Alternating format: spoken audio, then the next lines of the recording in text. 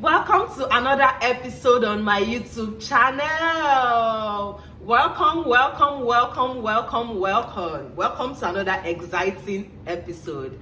If you are new here, my name is Ola Enka and this is Catching Up with Ola. Before you leave this video, before you stop playing this video, do not forget to subscribe. Okay, without any further ado, let us dive right into the video.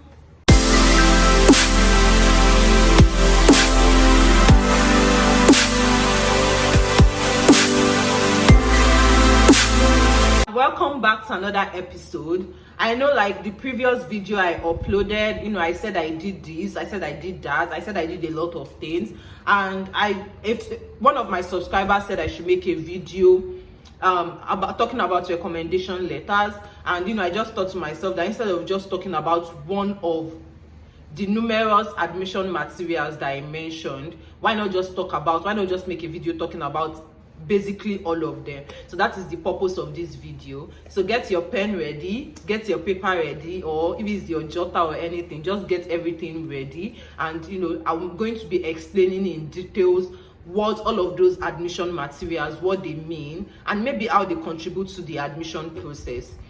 Also, I'm going to say that the approach, like this is my own approach, this is my point of view. It doesn't mean that if you are doing things differently, it doesn't mean that it is not correct, but this is my own point of view, and this is how I was able to navigate the admission process. This is how I was able to get admission to 7 schools in the United States. Okay, so it necessarily doesn't mean that you have to use this procedure. You can go ahead and use your procedure. Just make sure that you are doing the right thing. That is what I'm going to say. So the first thing you need basically is your passport. I said it in the last video that I'm going to link here. If you've not seen that video, what are you waiting for? Go and check that video out. Okay, so the first thing you need is your passport. I know like most schools do not require you to upload your passport by the time you are applying for admission. I know all the schools I applied to, when I applied for admission, they did not require me to upload my passport. But when you get the admission, when you want to ask for your I-20, so I-20 is immigration document. When you want to ask for your I-20, so basically the I-20 states your course of study, the cost of attendance, and maybe you got funding, they are going to state it there. Everything, that is all you take to the embassy to show them that you are a genuine student. So by the time you want to request for your I-20, they need your passport. So I would say that by the time you are gathering all your materials together, also ensure that you are working on your passport. I know that recently, like, passport has been a very difficult thing to get in Nigeria. So as much as you are trying to meet those deadlines for admission, also make sure that you have your passports ready, even if it's not required at that particular point when you are applying for admission. Also make sure that you're also working towards getting your passport, because it will not make any sense when you get admission, you get funding, and you want to request for I-20 and your passport is not here. Like, you would not want that to happen to you. So also make sure that you are getting your passport. The second thing I said is statement of purpose.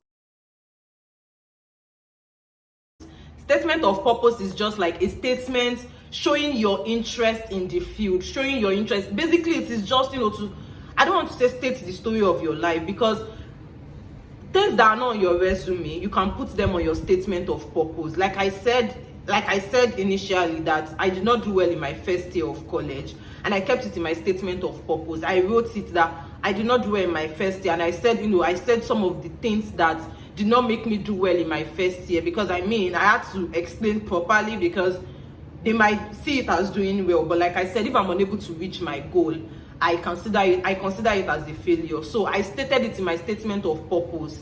And so many people have different ways of starting a statement of purpose, but I started my own with being descriptive about it. I started from how it all started in my first year, how everything affected my learning, and what brought me to being interested in education, what brought me in trying to make sure that the environment is suitable for students. That is how I started my statement of purpose. So I know so many other people can start it in any way. If you did not do well at one point in school, please state it in your statement of purpose. But don't write it verbatim, but there are ways that you can state it in your statement of purpose.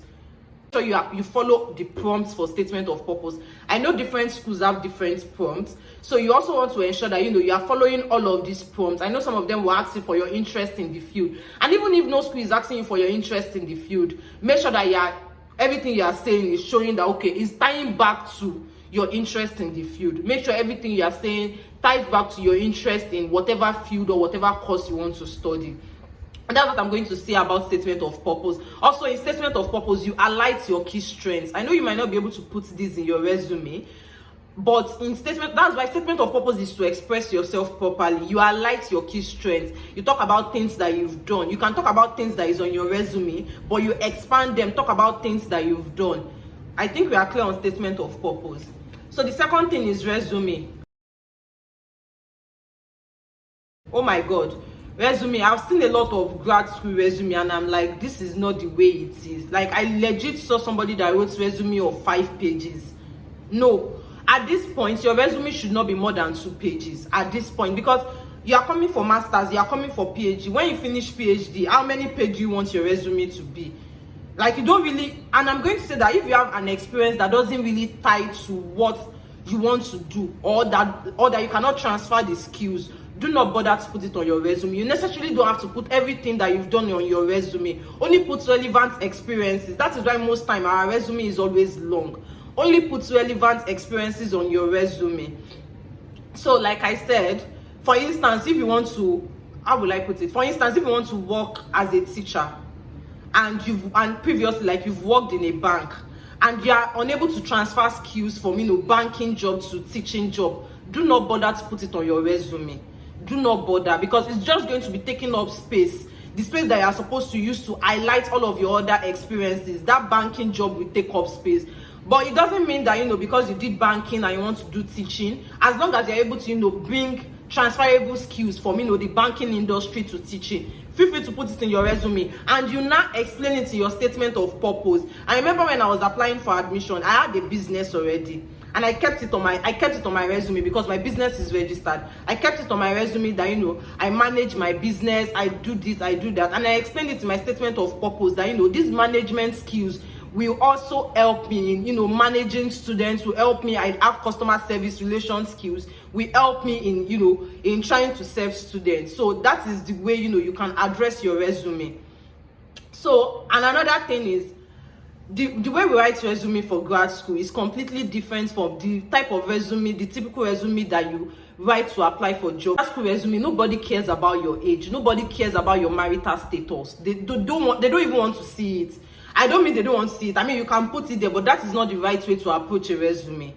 Okay, like, whether you are single or whether you are married, it is none of their business. Whether you are 21 or whether you are 22, it is none of their business. So remove all those personal profile, personal detail. Nobody cares about it.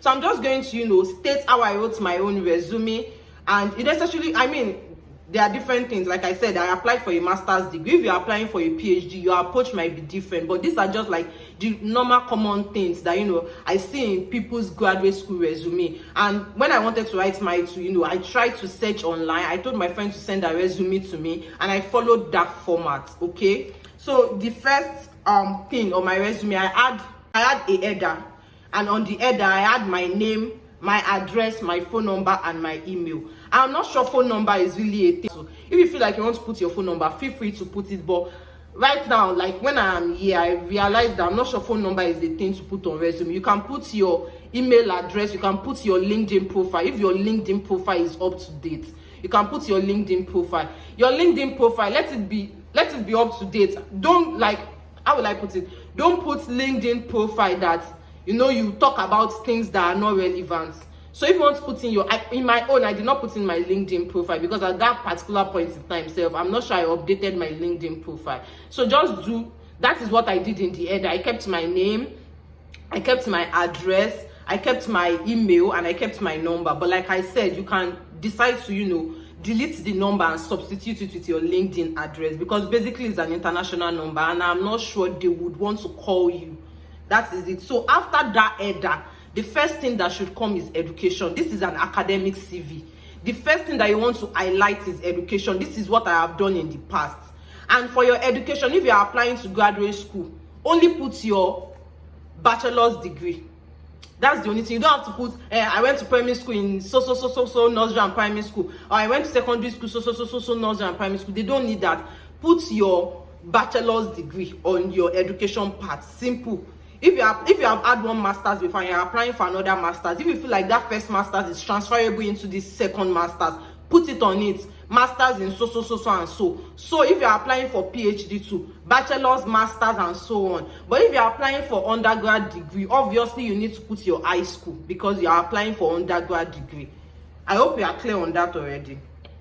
So after education, you want to put in your work experience. After education, put in your work experience. What are the things, like what are the skills that you've been able to gain in your work experience? Put in your work experience. And you know, when writing work experience, you want to make sure that you are using measurable verbs. I'm going to will I be able to link the verbs, how I was able to, you know, get access to the verbs I use. I'm going to try to see if I can link it. If I can link it, I'm going to link it in the description box. But if I cannot link it, feel free to send me an email and I'm going to send the document to you. But I'm going to try to see if I can link it. Even if I cannot link that exact document, I'm going to see if I can find anything similar to it online that I can link in my description box. Make sure you are using measurable verb. Make sure that you are stating your experiences very well. Make sure you are stating your experiences very well. Experiences well in your resume. You taught 5 students, and also use quantifiable things. If you taught 5 students, state it on the resume that I taught 5 students. If you attend to customers, managing to branch it, quantify your resume and also use measurable verbs. Okay, your work experience. Also, leadership and voluntary experiences. If you have leadership and voluntary experiences, put it on your resume. After the work experience, your leadership and voluntary experiences should come next.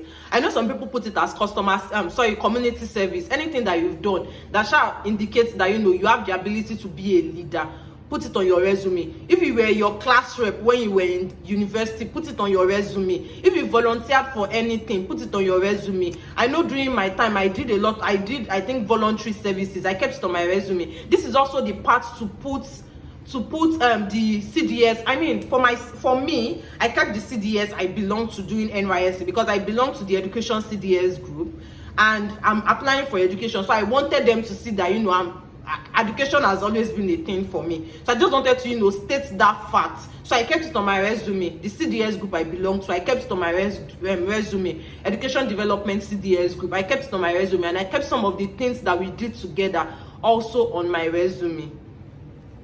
Then the next thing you want to do is professional membership. If you belong to any professional membership, I know during my NYSC, during my undergrad, I belong to, you know, all this teaching something association. I kept it on my resume. I kept the fact that, you know, I belong to, you know, National Institute of Management. I also kept it on my resume. And also for this professional membership, to also make sure that you are keeping things that are relevant. If you are applying for a management job and you have a professional membership that is not really relevant to a management job, you don't need to put it. Stop taking space on your resume.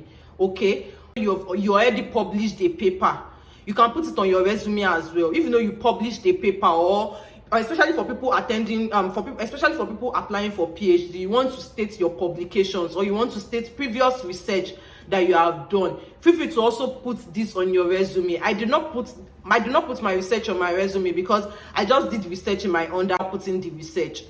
But in my statement of purpose, was it my statement of purpose, or when I was told to write a social justice statement, I kept it on that statement that and this and this and this and that, and I did the research work on this and this and that. So state your publication on your resume. So after, you know, these are like the important things to state on your resume. But because I had more space and I just didn't want to, you know, leave a resume of 1.5 pages, so I decided to state my skills. In the skills, I kept languages, and I kept Yoruba, just for them to know that I'm bilingual. So I kept Yoruba, and I think I kept 2 or more other skills, customer service skills and management skills. Those were the skills I kept on the resume, on the skill part of the resume. And then after that, I kept interest. I mean, I just kept that interest for, let me just not leave my resume blank. So I kept interest on the resume, but it's not a must to keep interest on the resume. It is not a must that you have interest on your resume. I remember that in 2020, when I applied for admission, remember I said I applied for my admission twice. In 2020, when I applied for my admission, I removed that interest out of it completely. I think even skills, I removed skills away from it completely, because and I add more transferable things that I could put on my resume. Or that is that on the resume. And I know most schools, most schools say put reference on your resume. Please do not put your resume and your reference together. Now, when you want to submit your resume will be 3 pages. Your real resume will be 2 pages. Is it real? Your resume will be 2 pages. Something that is highlighting your experiences will be 2 pages. And the 3rd page will be where you will put your reference. So on the 3rd page, you will have your header like it was on the 1st page of your resume. You have your header on the 3rd page, and then you have references. Then you put a list of your references. I hope we are clear on the resume part. And if you still have any question, feel free to, send me a message. Feel free to write me. Feel free to send me an email. Also, for recommendation letter, I know, talking to our professors might be kind of difficult. For recommendation letter, make sure that the person that is acting as your recommender is willing to give you a positive reference, is willing to be willing to write a positive recommendation for you. If you've done something for the person, feel free to highlight it in a polite way. How it works, whatever country you are, you've been there for so long and you know how it works. Approach them politely. Remind them of things that you've done for them. I remember when I wanted one of my lecturers to submit my recommendation letter, I reminded him that, remember that when you planned this Beyond OAU something these events with you, please would you be willing to put it on my resume, on the recommendation letter? And then it was like, yes. So, and also make sure that the person that you are telling to recommend you knows you in a good capacity.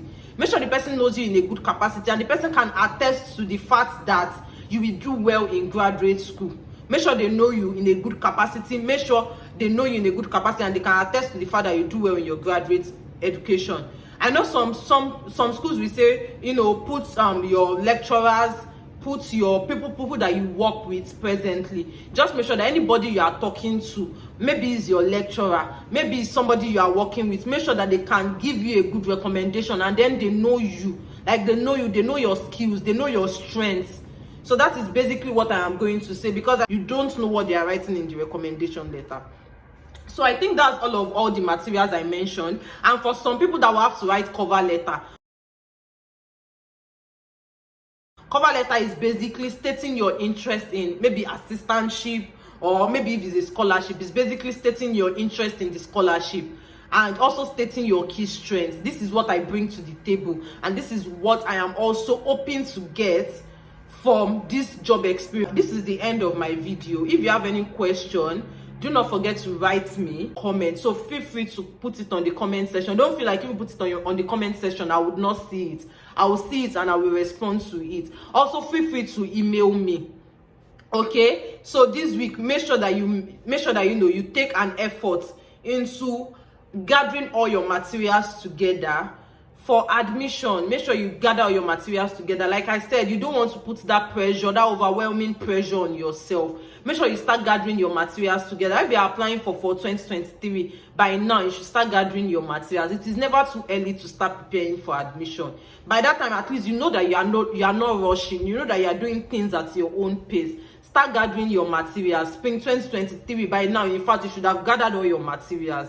Okay, so basically that is what I'm going to say. I hope the person that said I should do a letter on recommendation is clear on the recommendation part that I said. If you have any more questions, feel free to drop it in the comment section till I see you in my next video. Oh wait, before I go, if you've not subscribed to my channel, please do not forget to subscribe. So this is the end of my video. Till I see you in my next video. Bye.